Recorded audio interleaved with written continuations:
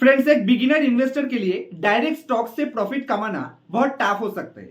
जैसे किसी कंपनी पे थोड़ा सा प्रॉफिट आ जाते तो हम लोग को ऐसा लगने लगता है कि शायद प्रॉफिट से लॉस में ना बदल जाए, और इस चक्कर पे हम लोग प्रॉफिट को छोटा छोटा प्रॉफिट बुक करते रहते हैं। और जिन स्टॉक पे हमें 20% लॉस हो जाते हैं उस स्टॉक को हम लोग होल्ड करते रहते हैं, क्योंकि इमोशन बीच में आ जाते हैं। इसलिए प्रॉफिट धीरे धीरे छोटा होते रहते हैं और लॉस धीरे धीरे बड़ा होते रहते हैं। और जिन स्टॉक में लॉस हो जाते हैं उस स्टॉक में हम लोग धीरे धीरे एवरेज करते रहते हैं और भी ज्यादा लॉसेस के चांस बढ़ जाते हैं। इसलिए मेरा सजेशन रहेगा कि अगर मिनिमम एक्सपीरियंस 5 साल से कम है, कम से कम एक बुल मार्केट और एक बेयर मार्केट अगर कंप्लीटली आप लोगों ने नहीं देखा, तो डायरेक्ट स्टॉक इन्वेस्टिंग से म्यूचुअल फंड इन्वेस्टिंग बहुत ज्यादा फायदेमंद हो सकते हैं। इसलिए आज के वीडियो पे मैं आप लोगों के साथ 3 ऐसे बेस्ट म्यूचुअल फंड सिलेक्शन करके लाया हूं, जिन म्यूचुअल फंड को जरूर आप लोगों को एक बार चेकआउट करना चाहिए। और मिनिमम 3 साल अगर होल्ड करके रख सकते हो तो जरूर इस 3 म्यूचुअल फंड से आप लोगों को अच्छा खासा पैसा बन सकता है, क्योंकि बीच में इमोशन आप लोगों को नहीं आएगा, तो प्रॉफिट होने का चांसेस लॉन्ग रन पे बहुत ज्यादा हो सकता है। और म्यूचुअल फंड पोर्टफोलियो बनाने के टाइम पे आप लोगों को जरूर 3 बात ध्यान में रख के फिर म्यूचुअल फंड पोर्टफोलियो बनाना चाहिए। नंबर 1, किसी भी म्यूचुअल फंड पोर्टफोलियो पे मैक्सिमम 3 से ज्यादा म्यूचुअल फंड कभी भी नहीं रखना चाहिए, क्योंकि ओवरलैपिंग की वजह से आप लोगों का प्रॉफिट के ऊपर नेगेटिव इंपैक्ट आने के चांसेस बढ़ जाते हैं। नंबर 2, म्यूचुअल फंड पोर्टफोलियो पे मिनिमम 3 साल से ज्यादा आप लोगों को होल्ड करने की कैपेसिटी होना चाहिए, क्योंकि बिगिनर इन्वेस्टर होने के नाते हम लोग एक गलती हमेशा कर लेते हैं कि अगर अदर म्यूचुअल फंड के परफॉर्मेंस से तुलना पे अगर हमारा म्यूचुअल फंड थोड़ा सा भी कम परफॉर्म कर लेते हैं, तो हम लोग को ऐसा लगने लगता है कि मेरा म्यूचुअल फंड पे शायद कुछ नेगेटिव है, शायद और म्यूचुअल फंड अच्छा हो सकते हैं। तो मिनिमम आपका म्यूचुअल फंड इन्वेस्टिंग के बाद 3 से 5 साल जरूर उसको होल्ड करना चाहिए। एक्चुअल आपका फंड मैनेजर जिस प्रोस्पेक्टिव से उस फंड को बनाया है उस परफॉर्मेंस करने के लिए मिनिमम 3 साल जरूर आप लोगों को देना चाहिए। नंबर 3, बार बार म्यूचुअल फंड पे शिफ्टिंग नहीं करना चाहिए। हम लोग क्या करते हैं, इस म्यूचुअल फंड पे 2 साल रखा, फिर 1 साल और एक म्यूचुअल फंड में, 6 महीने बाद और एक म्यूचुअल फंड में। ऐसा करने के चक्कर पे एक्चुअली एक्सपेंस रेशियो ज्यादा चला जाते हैं। और अगर एक ही म्यूचुअल फंड पे आप लोग लंबा टाइम के लिए होल्ड करते हो, तो अदर पब्लिक जैसे उस म्यूचुअल फंड से मिनिमम 1 साल से पहले एग्जिट करेगा, तो 1% एग्जिट लोड उसका बेनिफिट आप लोगों को नहीं मिल पाते हैं। तो बार बार म्यूचुअल फंड से शिफ्टिंग नहीं करना चाहिए। और डाउन मार्केट पे जरूर ध्यान में रखना चाहिए कि डाउन मार्केट पे अपना म्यूचुअल फंड एसआईपी कभी भी रोकना नहीं चाहिए। तो इन 3 बात को जरूर म्यूचुअल फंड पोर्टफोलियो बनाने से पहले आप लोग को ध्यान पे रखें, फिर म्यूचुअल फंड पोर्टफोलियो के बारे में सोचना चाहिए। तो चलिए, मेरा सिलेक्शन किया हुआ जो 3 टाइप का म्यूचुअल फंड है उसमें से सबसे पहला कैटेगरी के बारे में मैं आप लोगों के साथ डिस्कस कर लेता हूं, जो मेरा फेवरेट कैटेगरी भी है, फ्लेक्सी कैप म्यूचुअल फंड। किसी भी टाइप का इन्वेस्टर हो, चाहे आपका शॉर्ट टर्म व्यू है, चाहे आपका वेरी लॉन्ग टर्म व्यू है, चाहे आपका एज 25 ईयर्स हो, चाहे आप एक ओल्ड एज पर्सन हो, किसी भी के लिए सबसे परफेक्ट फिट बैठते फ्लेक्सी कैप म्यूचुअल फंड। और फ्लेक्सी कैप कैटेगरी में से मैं 2 म्यूचुअल फंड आप लोगों के लिए सिलेक्शन करके लेके आया हूं। मैं आप लोगों के साथ स्क्रीन रिकॉर्डिंग शेयर करके क्यों इस म्यूचुअल फंड को हमें पोर्टफोलियो पे ऐड करना चाहिए, पॉजिटिव क्या है और नेगेटिव क्या है, 2-3 चीज मैं आप लोगों को समझाने के लिए स्क्रीन रिकॉर्डिंग शेयर करता हूं। तो flexi cap mutual fund category में से मेरा सिलेक्शन किया हुआ सबसे पहला म्यूचुअल फंड है HDFC flexi cap mutual fund direct growth plan. और इस म्यूचुअल फंड का सबसे पॉजिटिव साइन है कि खराब टाइम पे भी इस म्यूचुअल फंड ने कभी भी खराब परफॉर्मेंस कम किया है। जैसे यहाँ पे आप लोग देख सकते हो कि लास्ट 6 मंथ पे अगर इस म्यूचुअल फंड को कैटेगरी के साथ कंपेयर किया जाए, तो जहां पे लास्ट 6 मंथ पे ये म्यूचुअल फंड ने आप लोगों को एवरेज 2.5% पॉजिटिव रिटर्न जनरेट करके दिया है, सेम टाइम पीरियड पे अदर सारे म्यूचुअल फंड ने आप लोगों को 3.5% नेगेटिव रिटर्न दिया है। और अगर ईयर टिल डेट पे भी देखा जाए, तो जहां पे इस कैटेगरी का HDFC flexi cap mutual fund ने आप लोगों को 3.5% पॉजिटिव रिटर्न दिया है, सेम टाइम पीरियड में टोटल इंडस्ट्री एवरेज आउटलुक है -3%। यानी खराब टाइम पे भी ये म्यूचुअल फंड सबसे कम खराब परफॉर्मेंस करते हैं। और जैसे आप लोग यहाँ पे देख सकते हो कि 1 साल में सारे म्यूचुअल फंड नेगेटिव है, लेकिन इस म्यूचुअल फंड ने फिर भी आप लोगों को या टिल डेट तक 3.4% पॉजिटिव रिटर्न डिलीवर करके दिया है। और अगर लॉन्ग रन पे भी देखा जाए, तो टोटल कैटेगरी एवरेज के हिसाब से देखा जाए, तो 5 साल का हिस्ट्री देखा जाए, तो जहां पे कैटेगरी का परफॉर्मेंस है 25%, एवरेज 24.75%। और इस म्यूचुअल फंड का कितना रिटर्न है 31.8%। और अगर वेरी लॉन्ग टर्म देखा जाए, जब से इस म्यूचुअल फंड लॉन्च किया है तब से इंडस्ट्री एवरेज है 17.1%, और इस म्यूचुअल फंड का है 17.23%। यानी शॉर्ट टर्म पे देखा जाए तो भी अच्छा है, लॉन्ग टर्म पे देखा जाए वेरी लॉन्ग टर्म तो भी अच्छा है, और अगर नेगेटिव मार्केट सेंटीमेंट पे देखा जाए तब भी इंडस्ट्री को जरूर आउट परफॉर्मेंस दिखाया है। तो जरूर इस म्यूचुअल फंड का अच्छा सा ट्रैक रिकॉर्ड है। आप लोग यहाँ पे ग्राफ पे भी देख सकते हो कि अगर निफ्टी 500 टीआरआई इंडेक्स के साथ कंपेयर किया जाए तो जहां पे निफ्टी टीआरआई इंडेक्स खाली लॉन्च होने का 6 महीने तक थोड़ा आउट परफॉर्म किया था, लेकिन उसके बाद से कॉन्टिन्यूअसली इस म्यूचुअल फंड ने अपना इंडस्ट्री कैटेगरी को बेंचमार्क को कॉन्टिन्यूअसली आउट परफॉर्मेंस का हिस्ट्री का ट्रैक रिकॉर्ड है। और same flexi cap mutual fund category में से मेरा फेवरेट म्यूचुअल फंड जो है पारंपरिक flexi cap mutual fund direct growth plan. इस म्यूचुअल फंड भी नेगेटिव मार्केट सेंटीमेंट पे अच्छा खासा सेफ साइड चलते हैं। जैसे सबसे पहले इस म्यूचुअल फंड का अगर मैं बेंचमार्क के साथ कंपेयर किया जाए तो आप लोग यहाँ पे देख सकते हो कि कॉन्टिन्यूअसली इंडस्ट्री का जो भी टीआरआई इंडेक्स है उससे आउट परफॉर्मेंस है। हाँ, लेकिन बीच बीच में कभी कभी थोड़ा सा इधर उधर तो है, लेकिन लॉन्ग रन पे देखा जाए तो अच्छा खासा इंडस्ट्री के साथ आउट परफॉर्मेंस मेंटेन है।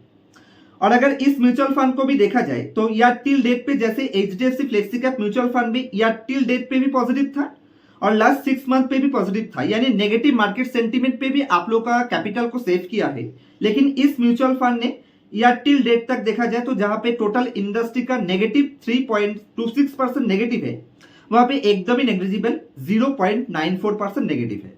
और इसका मेन रीजन है कि इस म्यूचुअल फंड का खाली डोमेस्टिक नहीं, फॉरेन मार्केट पे भी नैस्डैक पे भी एक अच्छा खासा एक्सपोजर है। फैंग ईटीएफ में से भी 2-4 सिलेक्टेड कंपनी पे इस कंपनी ने एक्सपोजर लेके रखा है, जिसके वजह से थोड़ा सा शायद आउट परफॉर्मेंस नहीं कर पाया। लेकिन ओवरऑल परफॉर्मेंस देखा जाए तो इसका भी ओवरऑल परफॉर्मेंस अच्छा है। और अगर लॉन्ग रन पे देखा जाए, जब से इस म्यूचुअल फंड लॉन्च हुआ था, लॉन्चिंग के टाइम से कंटिन्यूअस से देखा जाए तो इस म्यूचुअल फंड ने लास्ट एवरेज 10-15 साल से एचडीएफसी फ्लेक्सी कैप को भी बीट करके रखा है। और अगर लास्ट 10 साल पे देखा जाए तो इंडस्ट्री से आउट परफॉर्मेंस भी किया है।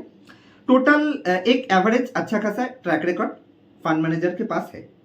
तो अगर आप लोग एक फ्लेक्सी कैप म्यूचुअल फंड को खरीदना चाहते हो तो चाहे तो आप लोग पारंपरिक फ्लेक्सी कैप को भी देख सकते हो, चाहे आप लोग एचडीएफसी फ्लेक्सी कैप को भी देख सकते हो। और अगर टर्नओवर रेशियो के हिसाब से देखा जाए तो जहां पे HDFC flexi cap mutual fund का टर्नओवर रेशियो है 32%, वहां पे पारंपरिक फ्लेक्सी कैप पर 26%। यानी कितने बार फंड को इन करते हैं और आउट करते हैं, यानी शिफ्टिंग कितने ज्यादा करते हैं, उस हिसाब से देखा जाए तो जिनका टर्नओवर रेशियो जितना कम है उसको पॉजिटिव के लिए देखा जा सकते हैं। तो इसमें से पारंपरिक फ्लेक्सी कैप नंबर 1 पोजीशन पे आते हैं। यानी अगर दोनों ही म्यूचुअल फंड में से आप लोग को एक म्यूचुअल फंड को खरीदना चाहिए तो दोनों ही सेम टाइप का अपॉर्चुनिटी रखते हैं, आप किसी के भी साथ जा सकते हो। अगर आप ज्यादा सेफ साइड खेलना चाहते हो तो आप लोग को जरूर एचडीएफसी के साथ जाना चाहिए, और अगर रिटर्न को चेस करना चाहते हो लॉन्ग रन पे, उसके लिए आप लोग को पारंपरिक फ्लेक्सी कैप को चूज करना चाहिए।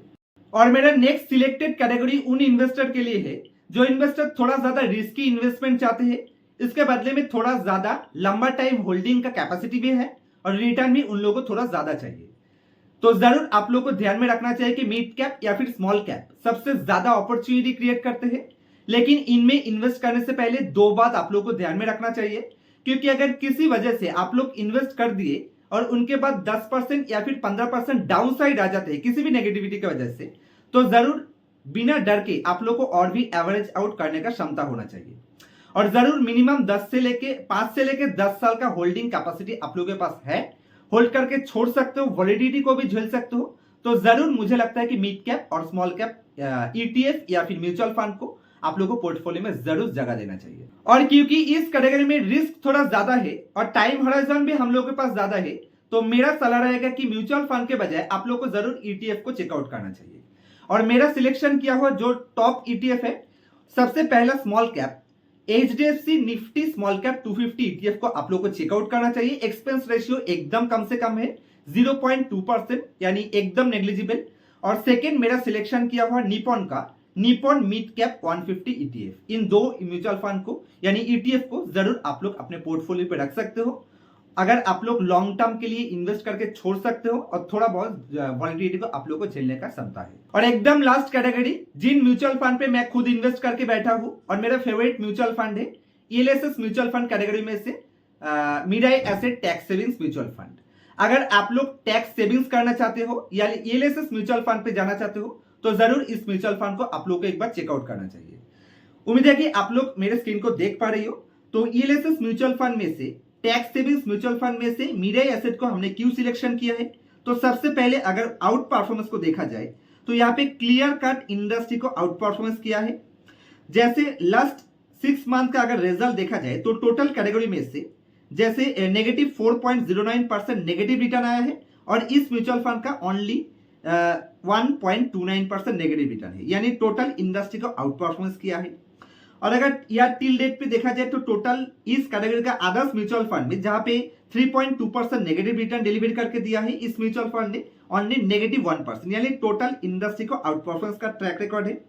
और अगर लॉन्ग टर्म का हिस्ट्री देखा जाए तो जब से इस म्यूचुअल फंड लिस्टिंग हुआ है तब से देखा जाए तो टोटल इंडस्ट्री को आराम से आउट परफॉर्मेंस का ट्रैक रिकॉर्ड है। और अगर लास्ट 10 साल या फिर 5 साल का ट्रैक रिकॉर्ड देखा जाए तो भी इंडस्ट्री को आराम से परफॉर्म किया है, यानी इक्वल परफॉर्मेंस का ट्रैक रिकॉर्ड है। शॉर्ट टर्म पे भी इंडस्ट्री का आउट परफॉर्मेंस है। जैसे आप लोग लास्ट एक वीक पे देखोगे तो टोटल इंडस्ट्री का परफॉर्मेंस है 3.7% और इस म्यूचुअल फंड का परफॉर्मेंस है 3.97%। और अगर इंडेक्स के साथ कंपेयर किया जाए तो निफ्टी 500 टीआरआई इंडेक्स को बहुत ही आराम से सेफ्टी के साथ आउट परफॉर्मेंस किया है जब से लेके इस म्यूचुअल फंड का ट्रैक रिकॉर्ड अवेलेबल है। तो इसलिए मुझे लगता है कि इस म्यूचुअल फंड को जरूर आप लोग को चेकआउट करना चाहिए अगर टैक्स सेविंग्स म्यूचुअल फंड आप लोग को चाहिए।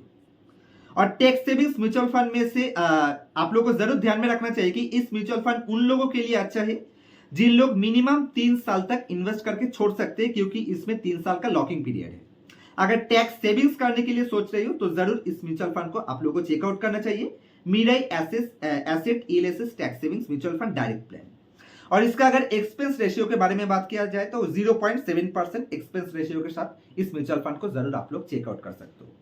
तो मेरा उम्मीद है कि इस वीडियो पे जो भी 3 कैटेगरी का टोटल 5 म्यूचुअल फंड मैं आप लोगों के साथ शेयर किया हूं, किस वजह से इस म्यूचुअल फंड को इस कैटेगरी में हम लोग टॉप परफॉर्मेंस म्यूचुअल फंड में से सिलेक्ट कर सकते हैं, शायद आप लोगों को मैं समझ पाया हूं। और अगर किसी भी तरह का कमेंट्स है तो जरूर कमेंट्स में पूछ सकते हो। मैं हर एक कमेंट्स को पढ़ता हूं और हर एक कमेंट्स का मेरी तरफ से सबसे ज्यादा अच्छे से मैं रिप्लाई करने के लिए कोशिश करता हूं। मिलते हैं अगले वीडियो पे किसी और मजेदार टॉपिक के साथ। तब तक के लिए हैप्पी इन्वेस्टिंग, हैप्पी ट्रेडिंग।